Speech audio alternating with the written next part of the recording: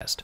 As always, my most picks tell me where the hardness of the screen falls. Plastic scratches at a 3, glass scratches at a 5 or a 6, and real sapphire will scratch at an 8 or a 9.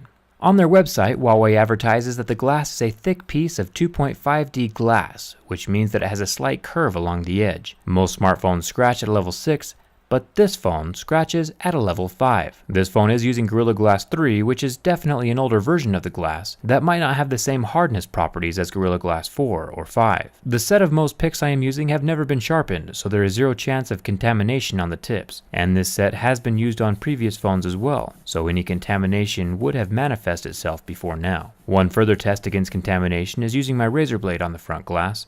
My razor, which should be about a level 5 or 5.5 on most scale, can damage the glass, as you can see in this video, which means that the glass is softer than a level 6. Slightly softer glass on a smartphone screen is not a deal breaker. It is a relatively small problem that can be easily fixed by simply installing a screen protector. The earpiece of this phone is metal, which is infinitely more durable than the earpiece stickers we saw on the BlackBerry DTEK 50, or the strange cloth speaker we saw covering the Google Pixel. So thumbs up to Huawei for using metal. Now the back glass of the phone is interesting. Apparently the glass is made up of 15 different layers, which makes it incredibly trippy to look at.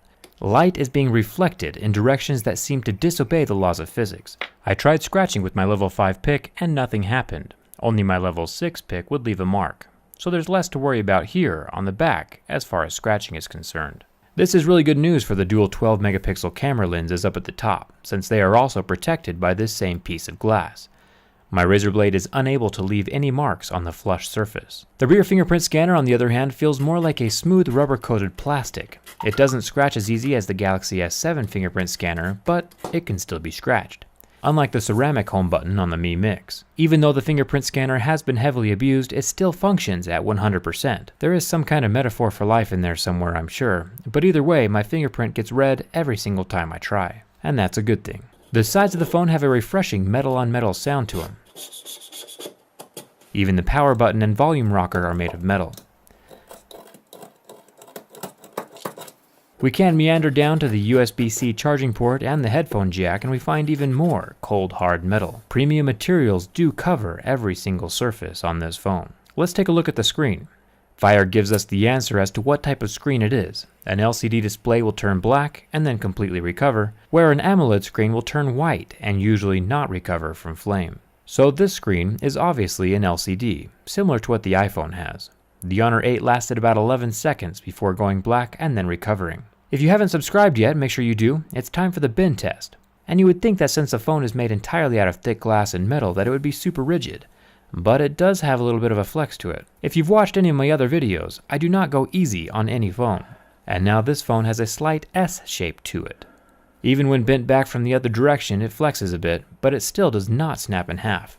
It's not quite the same rigidness of a Samsung phone, but this glass and metal Huawei device is also about half the price. And it's still definitely not ever going to snap in half like the older Nexus 6P. After bending it, I was able to straighten it out completely. And look, it's like nothing ever happened. Overall, I am very impressed with this phone, price and everything. Even the color is super awesome. I'd love to see all the colors side by side.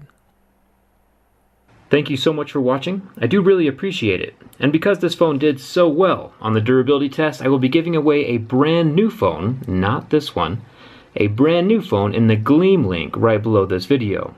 It's a link that you can click on, and it makes sure that you're following me on Twitter and Instagram and subscribed here on YouTube. Each one of those things gets you an entry into the giveaway.